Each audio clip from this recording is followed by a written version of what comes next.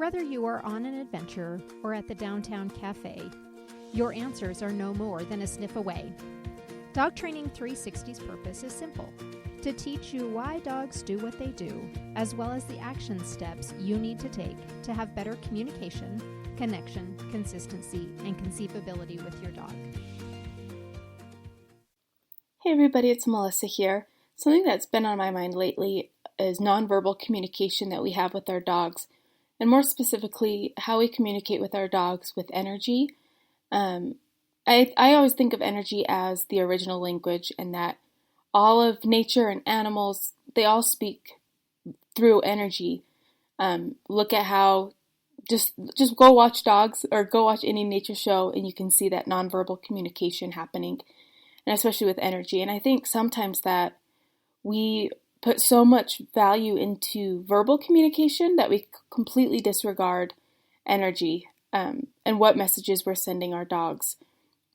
I often joke with clients, but I'm also very serious, that dogs call us out when we're not living our truth.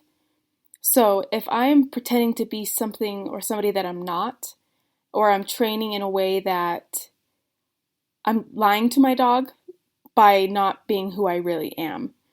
And so I know this sounds kind of weird and abstract, and I hope that it doesn't come across that we can never strive to be something other than we're not, or we can't change.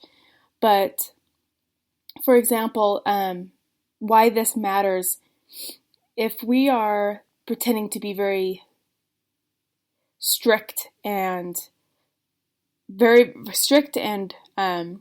have a lot of rules with our dogs, but that's not really the kind of person we are, we will be inconsistent with that, and our dog will know that we are pretty much that we're lying to them, essentially. And so finding our balance with training with who we are, our routine, is the first step to communicate energy with our dogs. I think of this mattering a lot because we are constantly sending messages to our dogs through our energy and our body language, and we try to cover that up with verbal usage, like if we speak to them in English, which most words in English they don't know, but they know our intentions behind them. And so a use for this is out walking. I have clients do this a lot. If we're out walking and our dog is reactive, and all of a sudden they become reactive when they see another dog pass, we will start hunting for the next dog. So imagine we're walking down the street and we're just going, oh no, when's the next dog going to come up? I'm so nervous. Is there a dog down the street? Is there a dog down the corner? And we start becoming so upset and so worried about that. Our dog is picking up on that, and they're going, oh, there is something to be concerned about. And so we are sending a message to our dogs that, yep, there's something that I'm concerned about, and you should be concerned too. So instead, while walking, listen to a podcast, look at the flowers, listen to music, call a friend, or if you see another dog, just turn the other direction. Just go wander around the neighborhood, but be very aware of where your energy is. Another thing out walking with energy is the habit of people going, I need to take my dog on a walk, and we go on a walk and we're kind of resentful about having to go on a walk. If we're resentful going on a walk, our dogs are also going to pick up on something's wrong, and that affects the walk. Or if we're thinking about, oh, I have this work assignment due tomorrow, or oh, what am I going to cook for dinner? We're thinking about the future, and our dogs are not future thinkers. So dogs think in the moment. They're here for the now. And so when we're stressing about the future, they're interpreting our stress as there's something in the current environment that is causing us to be stressed, and therefore should cause them to be stressed. And so while we're out walking, I like to think of it as a walking meditation. We can think about our life and, what we have to do, but don't dwell. If we're getting nervous, if we're getting anxious about something, to stop and become focused and then continue walking. Walking is a very connective practice. You literally have a leash connecting you, but it is a two-way connection from our brain to theirs. And so what you think, that energy transfers to them. So if you need to listen to music, whatever can help you relax, your energy will transfer to your dog. One thing while out walking or with anything with our dogs that I notice a lot, and it's kind of one of my pet peeves, is when our dogs are scared of something and we bend down and we go, "Oh, you're okay, you're fine, don't worry, everything's okay." They don't know what we're saying. They just know that our tone validates, "Oh, there is something wrong and I should be worried." I give an example to my clients, and it's a really stupid example. It's kind of silly, but it gets the point across. So imagine that we are traveling to this country called Dodo, and we're going through the marketplace, and a woman comes up to us, let's say an old woman, comes up to us and goes, "Dodo, Dodo, Dodo, Dodo, Dodo, Dodo." We don't know what she's saying, but we know from the tone of her voice that something is wrong and we should be concerned. I don't know about you, but if somebody came up to me with that tone and in a language I didn't understand, I would be nervous.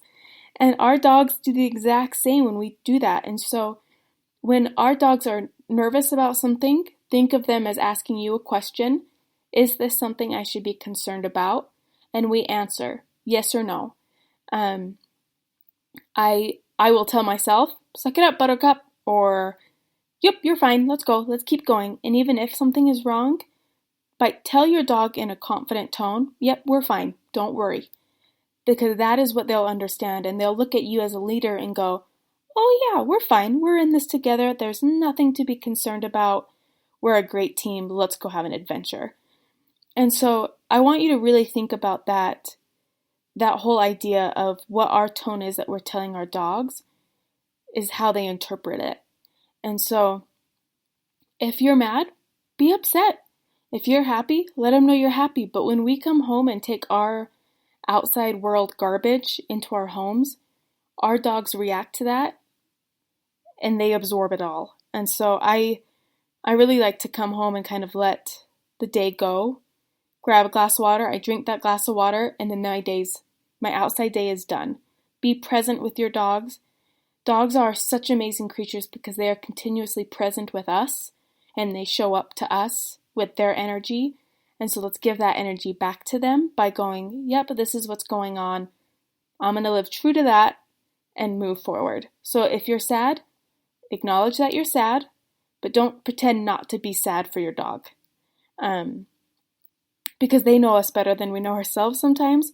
So they know that we're actually sad, but that we're pretending to be something different, which is kind of concerning. So I know this is kind of a big subject and it's kind of abstract and weird, and don't get too caught up on it that you can't, if you're happy or if you're sad, to try to be happy, because trying is different than pretending to be. Once again, trying to be something or to portray an emotion is different than pretending to be that emotion. And so to own our emotions and our energy, because that is what acknowledges to dogs. And so we talked about walking and how we should have our energy more grounded and focused. We talked about fear and why we should acknowledge fear in a confident leadership way rather than a comforting way. And I also wanted to talk about just general training. When we're having a training session with our dogs, it's easy to get very caught up in what we want them to do, and so we don't acknowledge or look at those little steps that they are giving us.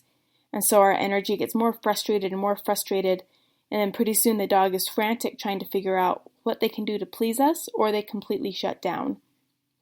And so I really like to think about while training, what are you offering me? What questions are you asking? And how can I answer them? And if I'm teaching a task, I want to look for those little things that I can celebrate to encourage the dog I'm working with to do better. Because that's what really matters when it comes down to it, is that release of pressure, that acknowledgement of you're trying, you're doing something, and I'm going to recognize that. And that's what builds these bigger steps to complete what you were kind of starting to train with in the first place. This is something that I'm trying to do daily on how I can acknowledge my energy and how my dogs and how it interacts with my dogs. And I'm also trying to pick up on theirs and try to just sit with them. And a good energy practice is to just sit with your dogs. I notice a lot shifts of energy, and if you're trying to figure out, okay, what does energy kind of mean? Think about how your dog reacts when you're watching a movie. If it's an intense movie, does your dog act differently? Are you laughing at a comedy? Does your dog react? Or if you're listening to music, how does that music affect your dog? Because we change with the music, and so our dogs will acknowledge that change. I'd like to encourage you to think about your energy and how we can kind of own our truth to show up for our dogs 100%. And to think about while we're out walking, how we can be more with our dogs, how we can challenge and encourage our dogs through the training process, and how we can comfort them and be a leader throughout fear. So I'm going to close with kind of saying what I said before, that all animals in nature communicate through energy. Energy is the original language. Humans, sometimes we've lost that, thinking that there's more importance in the written or spoken word. But let's kind of go back, speak energy, and really show up for our dogs.